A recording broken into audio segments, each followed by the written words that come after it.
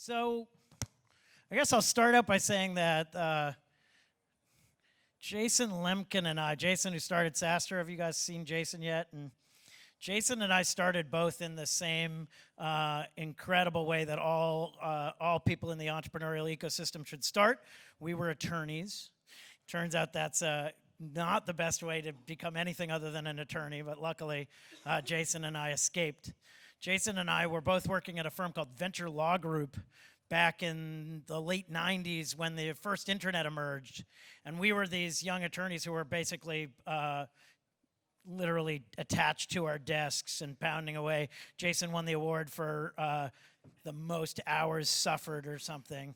And he basically looked angry every day, sad and angry. But now he and I have escaped. And now I'm a VC, he's a VC, life is good. And so since we've lived in the past where we were representing you and we know what entrepreneurs go through, we have been making it our mission to tell you the truth. And it turns out that just hasn't been the history of venture capital. It hasn't been the history that VCs get up there and go, oh, you want to know the truth?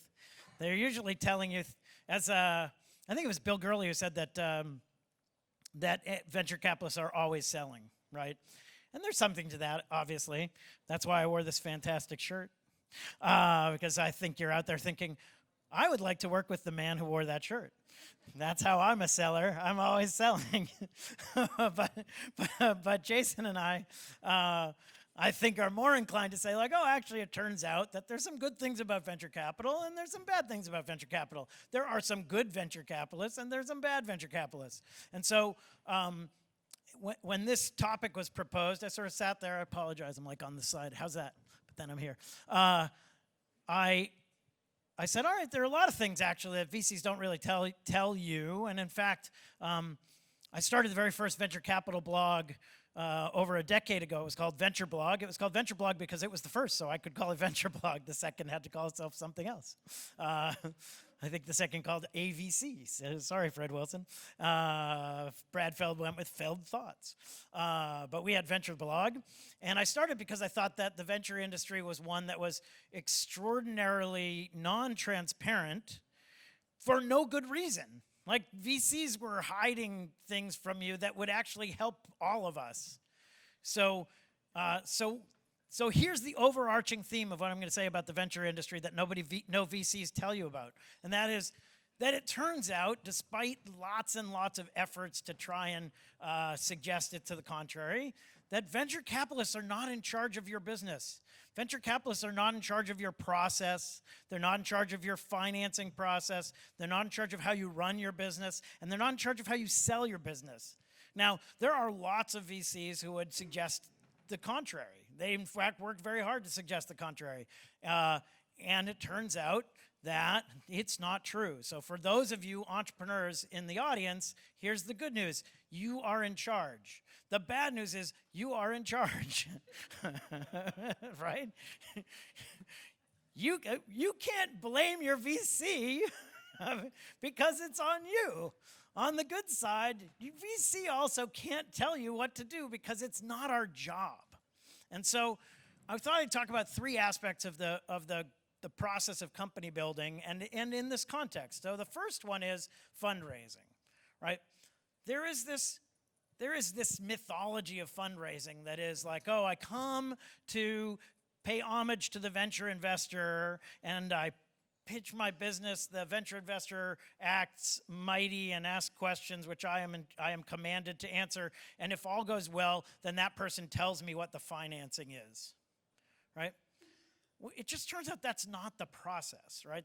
Now, it's much more like a dating process. I mean this, I'm cognizant in this time of Me Too and harassment and all that this is an analogy that I need to be careful with. But for what it's worth, I think this is dating in any sense of dating. It's not, and as I think about it, right, you come to a venture investor to try and get him or her excited about your business. And that first meeting is not about convincing the VC that this is a great company and therefore they will anoint you with capital. It is about building a relationship. It's about getting them excited about what you're doing, and more importantly, getting them excited about working with you, right? And the only goal of that first meeting should be a second meeting. Don't be confused into thinking that the goal of that first venture meeting is to get a term sheet, right? For two reasons. One, it never happens, so that's a good reason to not do it. And secondly, in the rare instance that I'm wrong and it actually happens, those people are morons. Like, did I like my wife after our first date? I did very much. She was lovely. But I did not propose to her that night because that would be stupid. I went on another date and got to know her and determined that maybe she could put up with me for 26 years so far. And that's the venture process, right? So the amazing thing is you go through this process, you pitch a venture investor, and then the VC says like, oh, I have decided you're good enough. Here's a term sheet where I tell you the answer. Give me let me know by tomorrow. That's just not how it works. Again, that's not how it works, it turns out. Yet the entrepreneur naturally has this feeling like, oh my goodness, I've gotten a term sheet. Now, and this investor has all the cards, right? Here's an investor, they have millions of dollars, they're ready to give to me. I better take it or I'm gonna lose it. So here's the secret of venture capital, which is when someone gives you a term sheet, that term sheet's not going away. My year is to hear about 1,000 businesses and meet with 100 and get excited about 10 and dive into 5 and work really hard and give maybe 2 term sheets. So I've gone from 1,000 opportunities to 2 where I've determined that I want to fund you. So if I give you a term sheet after that, 1 in 500, and you say, David, I'd like an extra week, do I really go like, well, no, I guess I'll try for another year? Damn, that whole year was a waste because you want an extra 4 days. No, that's not what happens. That person says, but don't you love me? Like, why do you need more time? You should take my money. This is when the tables turn. This is when the buyer becomes seller. This is when I used to be like, I don't know about your company. Suddenly I'm like, please pick me. And don't forget that. It turns out that the second someone wants to fund your company, then you're in charge. And you get to say, I'm going to take as long as it takes, and I'm going to find the right partner for me. And don't be confused into thinking like just because you want to give me money, that therefore I have to take it, right? And I like to think of that. This is called an exploding term sheet, right? Oh, I'm going to give you an exploding term sheet. You need to give me a decision by Friday or it explodes. And I like to think of that more like the exploding VC, which is like, please give me a decision by Friday. Or either I will actually let the term sheet expire, in which case you're an idiot and you have exploded. Or you go like, oh, never mind. How about next Friday? And that's the right answer, which is, give you, the entrepreneur, the time to decide who is the right investor for you, all right? Here's the second piece. You've gone through this process. You've decided to take investment from some venture capitalist. By the way, here's another myth, that you have to take venture capital. You don't have to take venture capital. Like if you have a business that can generate enough capital that you can feed it back into the business and grow, then you never have to take venture capital. It's not like venture capital is some honor. Hey, I raised venture capital. Whoopee crap. It means you sold some shares in your company. That's not a thing. It's an enabler. And if in fact it makes sense for your business to take money in exchange for shares of your company so that it will accelerate the business, then do it. There are plenty of amazing entrepreneurs who've built huge businesses without taking money from me or anyone else in the venture business, right? So just because VCs exist doesn't mean you need to take venture money. Doesn't mean that you shouldn't. There are all sorts of reasons to take venture money, but just remember, VC is not in and of itself a prize. It's the means to an end, and the end is to continue to build an amazing business. So you say, hey, David, I really like you, and I think that it'd be great to work with you and August Capital, and I give you $8 million, and I buy some part of your company, and then we get to work in building the business. Now, here's the second one I've seen. I've been on lots of boards. I've been in the venture business almost 20 years now, so I've sat in on a lot of board meetings. There are VCs who then think it is their job to tell you how to run your company.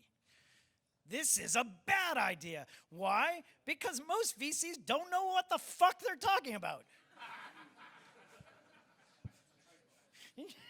It's like, first of all, some of us haven't run businesses. Secondly, those of us who have run businesses ran a different business, not your business.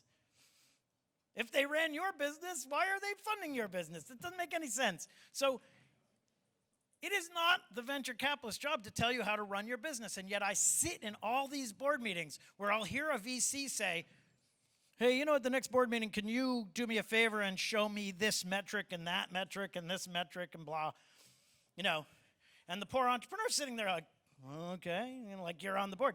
The answer to that is no, I will not show you those because I don't care about those stupid metrics because they're not relevant.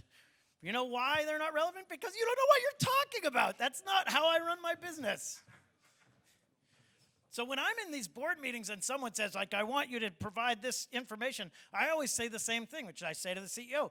Oh, is that how you measure your business?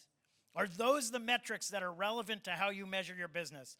And if the entrepreneur says yes, then I say, great, it would be awesome to see that data. Since that's how you're measuring your business, you should have data on it. And if the entrepreneur says no, then I say, oh, why don't you measure that? And they inevitably say, because that's stupid, and we wouldn't measure these stupid things that you asked us to measure. And then I say, then yeah, maybe you shouldn't provide us with stupid info.